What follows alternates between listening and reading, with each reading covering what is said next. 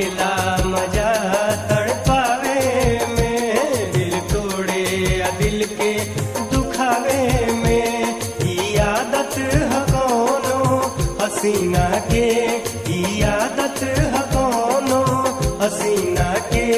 मजबूरी बदल के का करबा बिन कैले मोहब्बत मानी ना, बिन कैले मोहब्बत मानी ना।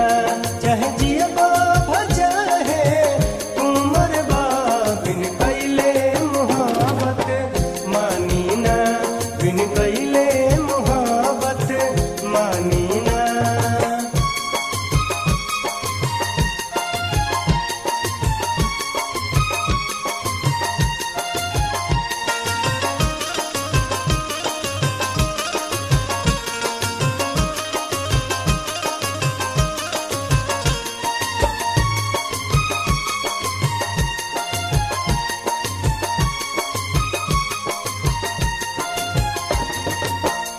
गजबे चीज हुए नाम जे कर लड़की हा, मुआ के छोड़ दी ई बीमारी बड़की हा।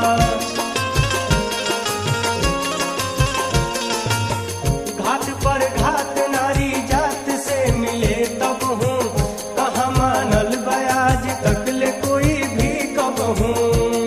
ई दुश्मन बना दी दुनिया के, ई दुश्मन बना दी दुनिया के। एकरा ला खुशी से तुम लड़बा बिन कैले मोहब्बत मानी ना, बिन कैले मोहब्बत मानी ना।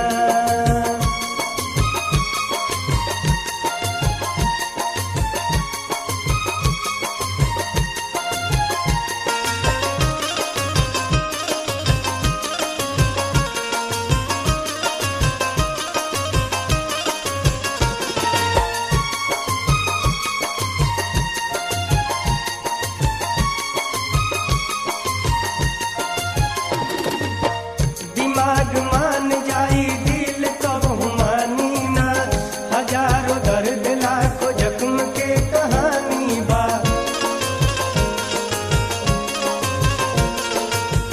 मालिक मजदूर तक मजबूर कराते बा, जमाना से अलग करा के फिर भी साथे बा।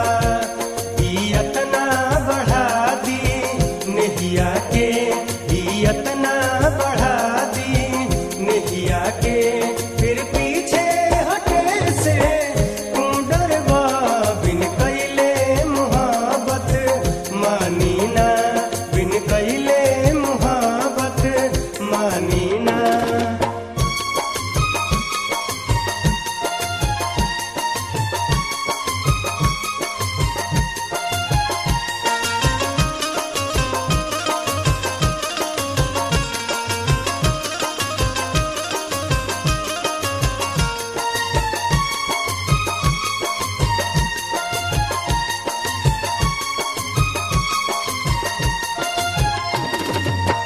तू सीधा लाख बाड़ा फिर भी हमला हो जाई, नजरिया में गुजरिया आके कोनो खो जाई।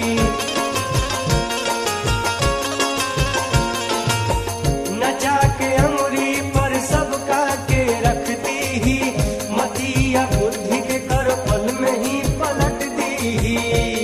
ई जीती हो अपना बाजी में, ई जीती हो अपना बाजी में।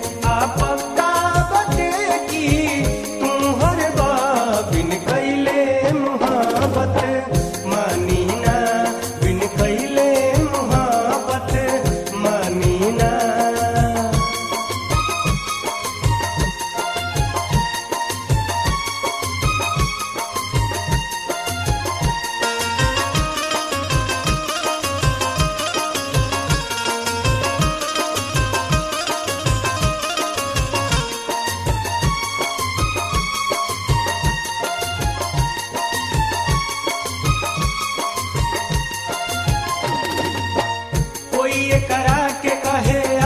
कोई बुरा है, कोई अमृत कहे, कोई कहे धतूरा है।